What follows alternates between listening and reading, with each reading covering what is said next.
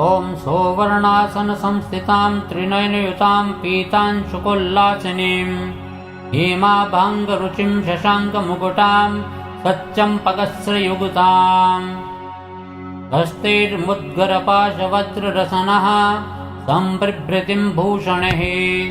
व्याप्ताङ्गीं बगुलामुखीं त्रिजगतां संस्तम्भिनीं चिन्तयेत्।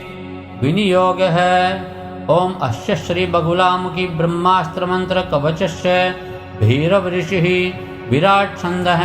श्री बगुलामुखी देव्यः क्लीं बीजम् ऐं शक्तिः श्रीं कीलकं मम मन अभिलाषितिः कार्यसिद्धि विनियोगः। बगलामुखी कवचम्। ओम शिरो में पातु ओम ह्रीं ऐं श्रीं क्लीं पातु ललाटकं संबोधनं पदं पातु नेत्रे श्रीबगुलाननेः श्रुतौ मम रिपुं पातु नासिकां नाशयत्वयां पातु गण्डौ सदा मामैश्वर्याण्यन्तं तु मस्तकं देहि द्वन्द्वं सदा जिह्वां पातु शीघ्रं वचो मम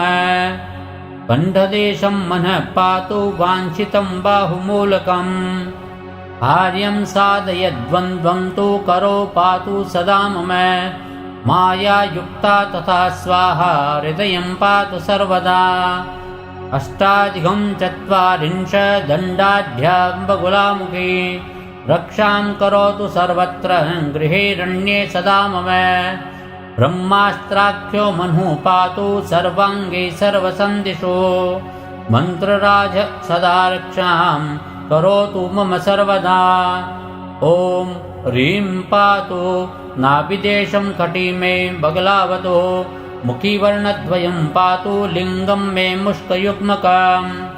जानुनि सर्वदुष्टानां पातु मे वर्णपञ्चकं वाचं मुखं तथा पादं षड्वर्णः परमेश्वरी जङ्घायुग्मे सदा पातु बगला रिपुमोहिनी स्तम्भयेति पदं पृष्ठं पातु वर्णत्रयं मम जिह्वावर्णद्वयं पातु गुल्फो मे कीलयेति च पादोर्ध्वः सर्वदा पातु बुद्धिं पादतले मम विनाशय पदं पातु पादाङ्गुल्योर्नखानि मे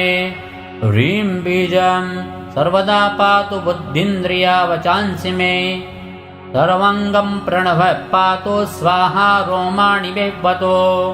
ब्राह्मे पूर्वदले पातु चाग्नेयां विष्णुवल्लभा माहेशी दक्षिणे पातु चामुण्डा राक्षसेवतो कौमारी पश्चिमे पातु वायव्ये च पराजिता वाराही चोत्तरे पातु नारसिंही शिवेवतो ऊर्ध्वं पातु महालक्ष्मीः पाताले शारदावतो इत्यष्टौ शक्तयः पान्तु सायुधाश्च सवाहनाः राजद्वारे महादुर्गे पातु मां गणनायकः श्मशाने जलं मध्ये च भैरवश्च सदावतो विभुजा रक्तवसनः सर्वाभरणभूषितः योगिन्यः सर्वदा पान्तु महारण्ये सदा मम इति ते कथितं देवी कवचं परमाद्भुतं फलश्रुतिः। श्रीविश्वविजयं नाम कीर्ति श्रीविजयप्रदाम् अपुत्रो लभते पुत्रं धीरं शूरं शतायुषाम् निर्धनो धनमाप्नोति कवचस्यास्य पाठतः जपित्वा मन्त्रराजं तु ध्यात्वा श्रीबगुलामुखीं पठेदितं हि कवचं निशायां नियमात्तु यः यत् कामयते कामं साध्यासाध्ये महीतले तत् यत् काममवाप्नोति सप्तरात्रेण शङ्करी गुरुं ध्यात्वा सुरां पीत्वा रात्रौ शक्तिः समन्वितः कवचं यः पठेद्देवी तस्य आसाध्यं न किञ्चन यं ध्यात्वा प्रजपेन मन्त्रं सहस्रं कवचं पठेत् त्रिरात्रेण वशं यान्ति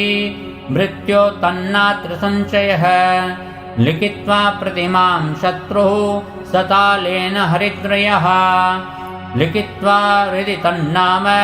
तं ध्यात्वा प्रजपेन्मनुम् 21 दिनं यावत् प्रत्यहं च सहस्रकाम् जपत्वा पठेत्तु कवचं 24 वारकाम् संस्तम्भं जायते शत्रोर्नात्र कार्या विचारणा विवादे विजयं तस्य संग्रामे जयमाप्नुयात् श्मशाने च भयं नास्ति कवचस्य प्रभावतः नवनीतं चाभिमन्त्र्य स्त्रीणां सद्यान् महेश्वरी वन्ध्यायां जायते पुत्रो विद्याबलसमन्वितः श्मशानाङ्गारमहादाय भौमे रात्रो शनावथ पादोदकेन स्पृष्ट्वा च लिखेत् लोहशलाकया भूमो शत्रोस्वरूपं च हृदि नाम समालिखेत् हस्तं तद्वये दत्त्वा कवचं तिथिवारकम् ध्यात्वा जपेन्मन्त्रराजं नवरात्रं प्रयत्नतः म्रियते च्वरदाहेन दशमेऽन्येन संशयः ऊर्जपत्रेष्विदं स्तोत्रम् अष्टगन्धेन संलिखेत् धावयेत् दक्षिणे बाहौ नारी वामभुजे तथा संग्रामे जयमाप्नोति नारी पुत्रवती भवेत् ब्रह्मास्त्रदीनि शस्त्राणि नैव कृतं चितं जनाम् सम्भोज्य कवचं नित्यं पूजायाः स्फलमालभेत् बृहस्पति समो वापि विभवेदनदोपमः कामतुल्यश्च नारीणां शत्रूणां च यमोपमः कवितालहरितस्य भवेद् गङ्गा प्रवाहत गद्यपत्यमयी वाणी भवेत् देवी प्रसादतः 1100 यावत् पुरश्चरणं मुच्यते पुरश्चर्याविहीनं तु न चेदं फलदायकं न देयं परशिष्येभ्यो दुष्टेभ्यश्च विशेषतः देयं शिष्याय भक्ताय पञ्चत्वं चान्यथाप्नुयात् इदं कवचमज्ञात्वा भजेद्यो बहुलामुखीं शतकोटिं जपित्वा तु तस्य सिद्धिर्न जायते ताराढ्यो मनोजोऽस्य लक्ष्यजपतः प्राप्नोति सिद्धिं परां विद्यां श्रीविजयं तथा सुनियतं धीरं च वीरं वरां ब्रह्मास्त्राख्यं मनोविलिख्य नितरां भूर्जेष्टगन्धेन वै धृत्वा राजपरं व्रजन्ति खलु ये दासोऽस्ति तेषां नृपः श्रीविश्वसारोद्धारतन्त्रे पार्वतीश्वरसंवादे बगलामुखि कवचम्।